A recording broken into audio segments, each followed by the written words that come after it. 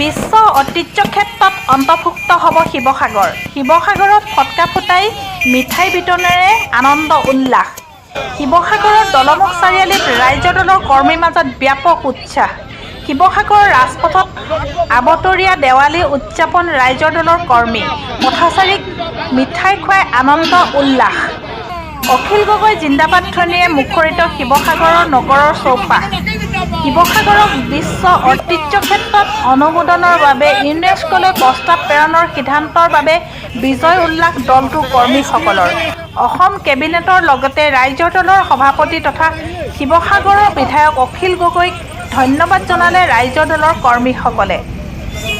100 বছৰীয়া আহোম ঐতিহ্য বিজড়িত শিৱসাগৰে বিশ্ব ঐতিহ্যৰ ক্ষেত্ৰত মানে টেণ্টেটিভ লিষ্টত নাম ভৰাবলৈ যি প্ৰাথমিক পদক্ষেপ অসম চৰকাৰে লৈছে তাক আমি আদৰণি জনাইছোঁ আৰু শিৱসাগৰবাসীয়ে অসম চৰকাৰক ধন্যবাদ জনাইছোঁ। আৰু দ্বিতীয় কথাটো হ'ল কি আমি এটা কথা আমি লক্ষ্য কৰি আছোঁ যে শিৱসাগৰ বিধায়ক অখিল গগৈ ইয়াত বিধায়ক হোৱাৰ পাছৰ পৰা ৱৰ্ল্ড হেৰিটেজ চাইটত টেণ্টেটিভ লিষ্টত নাম ভৰাবৰ কাৰণে ৱৰ্ল্ড হেৰিটেজ চাইটত অন্তৰ্ভুক্ত কৰিবৰ কাৰণে ধাৰাবাহিকভাৱে তেওঁ যিটো পদক্ষেপ লৈ আছে তাক আমি অখিল গগৈক অশেষ ধন্যবাদ জনাইছোঁ। আৰু অখিল গগৈৰ পদক্ষেপৰ কাৰণে আচলতে অখিল গগৈ এই সততাৰ কাৰণে আন্তৰিকতাৰে লাগি থকাৰ কাৰণে আমি শিৱসাগৰ বিশ্ব ঐতিহ্য ক্ষেত্ৰৰ ৱৰ্ল্ড হেৰিটেজ চাইটত অন্তৰ্ভুক্ত কৰাৰ যি প্ৰাথমিক আমি পদক্ষেপ অসম চৰকাৰে ল'লে আৰু তাত আমি সফল হৈছোঁ বুলি আমি অনুভৱ কৰিছোঁ। আমি শিৱসাগৰবাসীক ধন্যবাদ জনাই সকলো শিৱসাগৰবাসী অখিল গগৈক ধন্যবাদ জনাইছোঁ, অসম চৰকাৰক ধন্যবাদ জনাইছোঁ, হিমন্ত বিশ্ব শৰ্মাক ধন্যবাদ জনাইছোঁ। এনেকুৱা ধৰণৰ শিৱসাগৰবাসীৰ কাৰণে কৰা এনেকুৱা ধৰণৰ পদক্ষেপৰ কাৰণে তেখেতক ধন্যবাদ জনাইছোঁ।